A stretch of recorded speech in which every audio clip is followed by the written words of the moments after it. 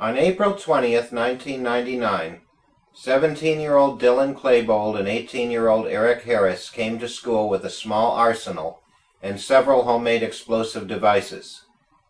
Harris and Claybold began shooting at approximately 11:18 a.m. And the school is in a panic, and I'm in the library. I've got students down under the table, kids. Heads under the table. I saw a student outside. I was in hall earlier, but okay, I was on hall duty. I saw a gun. I said, "What's going on out there?" He turned the gun straight at us and fired. And my God, the window went out, and the kid standing there with me. Police responded in force, but only to set up a command post on the school's football field, far away from the massacre going on inside the high school. Okay, calm down, okay? Well, I think we're entitled to information and evidence on where our children are. We have a lot of units out there right now. Tell me, I can't get anywhere near it. I want to find out how to get in touch with my daughter. How do I get Harris and Claybold were allowed free rein of the school to shoot their teachers, fellow students, and set off their pipe bombs. Stay low, because if you try to leave, I don't want you to get shot, okay? Stay very low and quiet. So, stay low and quiet. Apparently satisfied with their killing spree, Harris and Claybold committed suicide roughly 1 hour from the time the first shot was fired. But the police still held their position out on the lawn for another hour before the first SWAT teams cautiously made their way into the school. A large explosive. You can see at the bottom of your picture just how far an officer has moved back.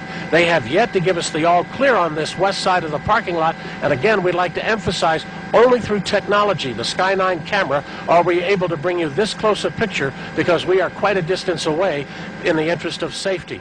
Whether or not they have found it... Harris and Claybold had been dead for more than 3 hours by the time those big, brave policemen finally got to the students and staff still clinging to life in the school library where most of the massacre occurred.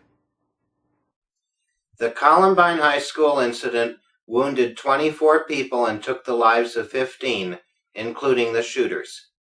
It also justified school uniforms, dress codes, metal detectors, and a visible police presence in public schools across the United States. This effectively trains children to give up their identity, their privacy, and submit to the authorities.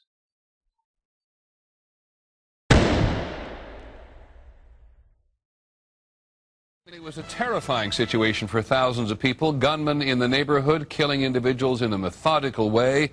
When the news got on the radio and the television, people were too frightened to go outside. It happened again and again and again. This is what it's been like in Montgomery County, Maryland, which is basically part of Washington. ABC's Barry Serafin is our reporter there tonight. Barry? Well, Peter, virtually every law enforcement agency in this area, including local police, the FBI, U.S. Marshals, and Secret Service, is looking for whoever is responsible for the worst murder spree that has ever happened here, including a murder today at the service station behind me. The Washington, D.C. sniper was the next sensationalized terror scheme.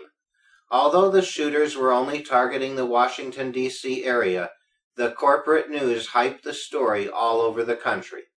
This is a very safe community. Our homicide rate just increased by 25% in one day. Law enforcement sources say the weapon was a high-power rifle, fired in some cases at least from a distance. We feel like we probably have a skilled shooter, and that does heighten our concern.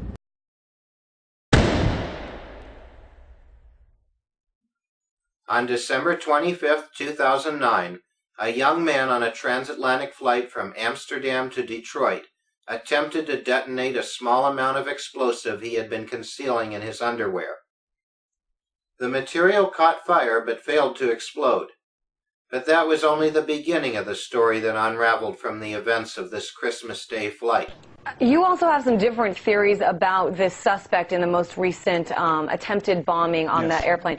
We are told that it's a Nigerian man who is associated with Al-Qaeda. You're saying there's something that we're missing here. Well, the fact is that this is a protected patsy. In other words, this is a puppet This is somebody who's an asset controlled by U.S. intelligence.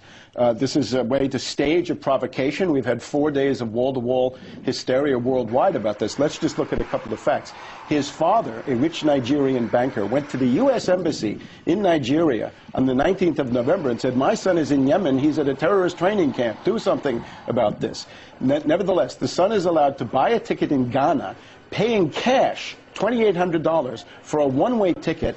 He can get on the plane in Nigeria after entering Nigeria illegally, and when he gets to Amsterdam, he's apparently, I think, a mental deficient who can't make it from one gate to another. So according to an eyewitness account, there's a well-dressed Indian man who brings him to the gate for the U.S. flight and says, my client here, or my friend here, doesn't have a passport. Get him on. He's Sudanese, and we do this all the time. So you're saying impossible. There's no way this man should have been able to get on board the plane if he was, in fact, all the things that they're saying. So who exactly was this sharp-dressed Indian man? And just what did he do, say, promise, or threaten to get this so-called terrorist on the plane? Mr. Haskell says he saw Abdul Muttalib with a well-dressed man, and according to Mr. Haskell, the two were trying to get ticket agents to let him on board the plane without a passport. Well, that story now has Dutch authorities investigating the possibility of an accomplice. The suspect approached with a well-dressed Indian man. He looked like he was wealthy, maybe around age 50. And obviously he wasn't the suspect. Yeah, to me, he just looked like a poor black teenager, maybe around 16 or 17 years old. They kind of looked like an odd couple to me, and it kind of caught my curiosity, so I watched them as they approached the ticket agent. And I was about 10 feet away, sitting on the floor, and it was pretty quiet. I could hear, the conversation pretty well, and only the Indian man spoke. And what he said was, this man needs to board the plane, and he doesn't have a passport. And the ticket agent then responded saying, well, you need a passport to board the plane. And the Indian man then said, he's from Sudan. We do this all the time. And the ticket agent then responded, well, you'll need to go talk to my manager then, and pointed to two men down a hallway, to which they then went down. And then we subsequently boarded the plane.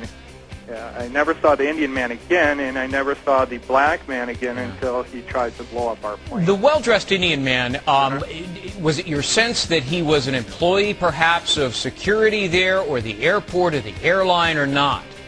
That wasn't the impression that I got.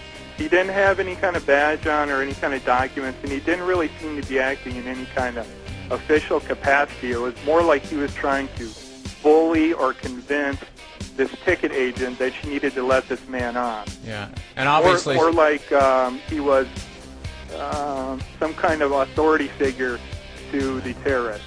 All right, so it's altogether possible he either convinced the manager, or, as you pointed out on your blog, maybe there was a bribe involved. Yeah, that's pure speculation on my part. I don't know. I don't really know. Right. All I know is that they went to see the security manager, and later on the terrorists ended up on the plane, and the Indian man did not.